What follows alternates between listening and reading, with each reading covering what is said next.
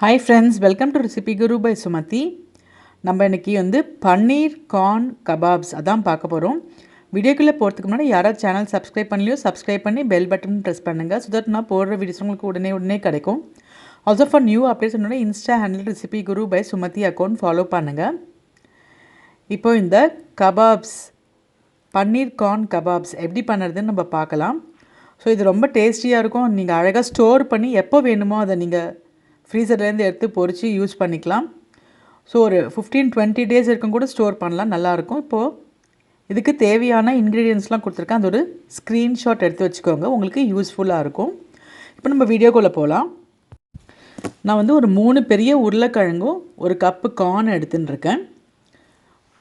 So இப்போ இந்த உருளைக்கிழங்கு நல்லா தோலை எடுத்துகிட்டு இது மாதிரி க்யூப்ஸாக கட் பண்ணி தண்ணி போட்டு வேக வைக்க போகிறோம். ஸோ இது நல்லா குக் ஆகட்டும். அதோடு சேர்த்து கார்னையும் போட்டுடலாம். இது நல்லா குக் ஆன உடனே நம்ம மசிக்க போகிறோம். ஸோ நீங்கள் வேணால் குக்கர்லேயும் வைக்கலாம், இந்த மாதிரி டைரெக்டாக போடுறதுனாலும் போடலாம். ஸோ இப்போ நல்லா கொதிச்சுன்னு இருக்குது. இப்போ கொஞ்சம் கலரி பார்க்கலாம் நம்ம. ஸோ இது நல்லா வேகணும் இது. ஆனால் இப்போ பார்த்திங்கன்னா இன்னும் வேகலை, அது இன்னும் கொஞ்சம் நேரம் இருக்கட்டும். ஸோ இன்னும் கொஞ்சம் நேரம் வெந்ததுக்கப்புறமா நம்ம அணைக்கலாம். ஸோ இப்போ பார்த்திங்கன்னா நல்லா தண்ணிலாம் வற்றிருக்கு. அண்ட் கொஞ்சம் எடுத்து பார்க்கலாம், நல்லா மசிஞ்சதுன்னா அணைச்சிடலாம். இப்போ நல்லாவே மசிஞ்சிடுது. ஸோ இப்போ நான் அடுப்பை அணைச்சிடுறேன். இது நல்லா வடிகட்டிட்டு இப்போ நான் மசிக்கிறேன். அதை நல்லா அதை மேஷ் பண்ணி விட்டுக்கோங்க. இப்போது ஒரு ஸ்பூன் சால்ட்டு, 1 ஸ்பூன் மிளகாய் பொடி, மஞ்சள் பொடி ஒரு 1/2 ஸ்பூன், ஜீரா பவுடர் ஒரு 1/2 ஸ்பூன், கரம் மசாலா ஒரு 1/2 ஸ்பூன், இதுக்கப்புறம் தேவையான உங்களுக்கு கார்லிக் பவுடர் 1/2 ஸ்பூன், ஒரிகானாவும் தேவையான போட்டுக்கலாம், ஆப்ஷன் தான் இதெல்லாம். இது ஒரு 1/2 ஸ்பூன் ஒரிகானா. ஸோ கொஞ்சம் ஃப்ரெஷ்ஷாக கட் பண்ண கொத்தமல்லியை ஆட் பண்ணிக்கலாம். இதெல்லாம் சேர்ந்து பன்னீர் போட்டுக்கலாம். எல்லாம் சேர்ந்து நல்லா பிசிஞ்சிக்கலாம். நல்லா மிக்ஸ் பண்ணி இப்போ நம்ம இதை ஷேப் கொடுத்து பண்ண போகிறோம். நீங்கள் எந்த ஷேப் வேணால் பண்ணலாம். இப்போ மாவு ரெடியாக எடுத்து இப்போ நான் கொஞ்சம் கையால் தண்ணியை நினச்சி பண்ணிக்கோங்க. ஸோ தட் ஒட்டாமல் இருக்கும். நான் ஒரு சிலிண்ட்ரிக்கல் ஷேப்பில் பண்ண போகிறேன். ஸோ உங்களுக்கு எந்த ஷேப் வேணுமோ நீங்கள் பண்ணிக்கலாம். ரவுண்டாவோ இல்லை ஆர்டின் மாதிரியோ, அது மாதிரி எந்த சைஸில் வேணால், இன்னும் கொஞ்சம் குட்டி குட்டியாகவோ எப்படி வேணால் பண்ணலாம். ஓவல் ஷேப்லேயே எப்படி வேணால் பண்ணலாம், உங்களோட விருப்பம் தான் அது. ஸோ இது மாதிரி கையை நினச்சி பண்ணோம்னா கை அந்த உருளைக்கிழங்குலாம் ஒட்டாமல் இருக்கும். அதுக்காக தான் கையை நினச்சி பண்ணுறதும் ஈஸியாக இருக்கும். ஸோ இப்போ இது மாதிரி எல்லாத்தையும் நான் இந்த ஷேப்பில் நான் பண்ணி ஒரு பிளேட்டில் வைக்க போகிறேன். இதுக்கப்புறம் நம்ம இது மேலே பிரெட் க்ரம்ஸ் கோட் பண்ண போகிறோம்.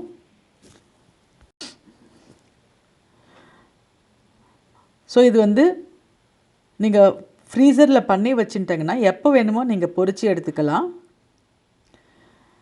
ஸோ இப்போ நான் எல்லாமே ரெடி பண்ணிட்டேன் இது மாதிரி. ஸோ இப்போ நான் நெக்ஸ்ட்டு ஒரு 2 ஸ்பூன் அளவுக்கு மைதா போட்டு இது மாதிரி கரைச்சி வச்சுட்டுருக்கேன். ரொம்ப தண்ணியாகவும் இல்லாமல் ரொம்ப கெட்டியாகவும் இல்லாமல் மீடியமாக.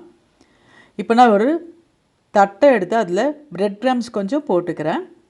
இப்போ நம்ம பண்ணி வச்சுருக்கிற அந்த கபாப்ஸை எடுத்து இந்த கார்ன்ஃப்ளவரில் டிப் பண்ணிவிட்டு அந்த பிரெட் க்ரம்ஸில் நம்ம கோட் பண்ணி நம்ம தனியாக எடுத்து வைக்க போகிறோம்.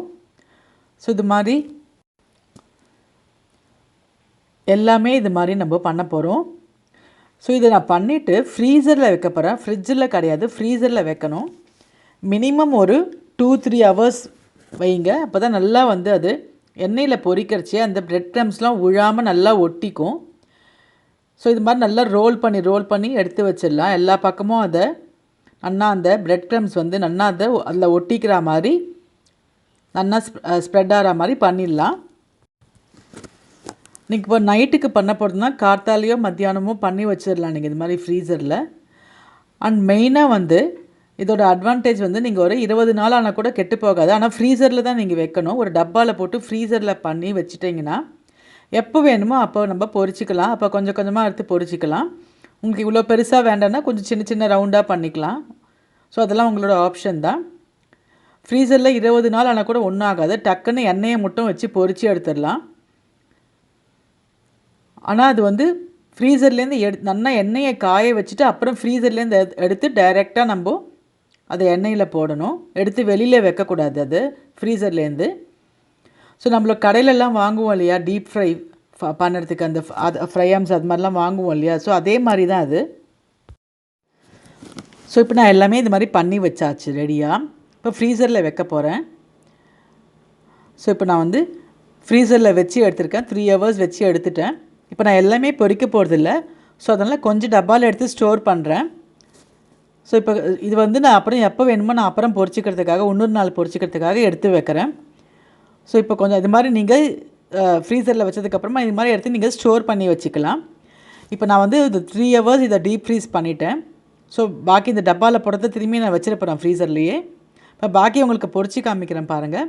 இப்போ நல்லா எண்ணெய் சூடாக எடுத்து இப்போ நம்ம வந்து அந்த கபாப்ஸை வந்து எண்ணெயில் வந்து போட்டு எடுக்கலாம்.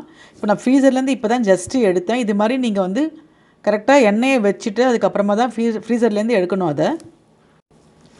இப்போ நான் வந்து இது 2 பக்கமும் நல்லா பொன்னரமாக பொரித்து எடுக்க போகிறேன்.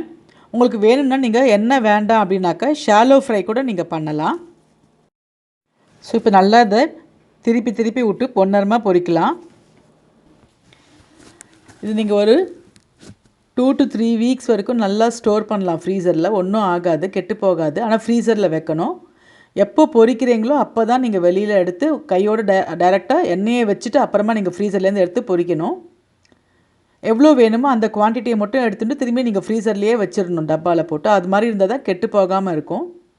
ஸோ இப்போ பார்த்தீங்கன்னா எவ்வளோ கோல்டன் கலரில் சூப்பராக இருக்குது பாருங்கள். இது மாதிரி நல்லா திருப்பி விட்டு எல்லா பக்கமும் நல்லா ஃப்ரை ஆகிற மாதிரி அதை பொரிச்சிக்கோங்க. நான் சொன்ன மாதிரி நீங்கள் வந்து ஷாலோ ஃப்ரை கூட பண்ணலாம். டீப் ஃப்ரை வேண்டாம்னா ஷாலோ ஃப்ரை கூட பண்ணலாம். ஸோ இது ஒரு ஸ்டார்ட்டருக்கும் நல்லாயிருக்கும், இல்லை ஒரு ஈவினிங் ஸ்நாக்காக சாப்பிட்ணுன்னா கூட நல்லாயிருக்கும். ஸோ இது ஒரு கெச்சப் வந்து தொட்டுண்டு சாப்பிட்டா சூப்பராக இருக்கும். அது இதுக்குன்னு தனியாக ஒரு புதினா சட்னி கூட வேணால் பண்ணிக்கலாம், இல்லைனா ஒரு கெச்சப்போடையே ரொம்ப நல்லாயிருக்கும். ஸோ கண்டிப்பாக பண்ணி பாருங்கள். இது உங்களுக்கு பிடிக்கும்னு நினைக்கிறேன். கண்டிப்பாக ஒரு தம்ஸ் அப் கொடுங்க பிடிச்சிருந்ததுன்னா. தேங்க்ஸ் ஃபார் வாட்சிங் திஸ் வீடியோ. ஃப்ரெண்ட்ஸ் அண்ட் ரிலேட்டிவ்ஸோடு ஷேர் பண்ணுங்கள் லிங்க்கை. எவ்ரி வெட்னஸ்டே அண்ட் சாட்டர்டே ஒரு புது வீடியோ போடுறேன், கண்டிப்பாக பாருங்கள். தேங்க்யூ.